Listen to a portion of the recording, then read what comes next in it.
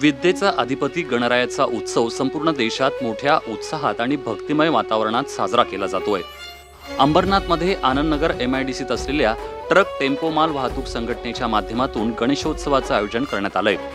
संघटनेच्या माध्यमातून मागील 30 वर्षांपासून गणेशोत्सव साजरा करण्यात येतोय।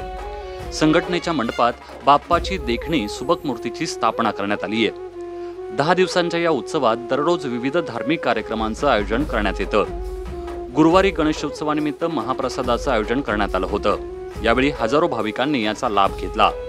या कार्यक्रमाला मनसेचे अंबरनाथ शहराध्यक्ष शैलेश शिर्के यांनी उपस्थित राहून बाप्पाचं दर्शन घेतलं। यावेळी मंडळाच्या वतीनं मनसेच्या नवनिर्वाचित पदाधिकाऱ्यांचा सत्कार करण्यात आला। News update Ambernath.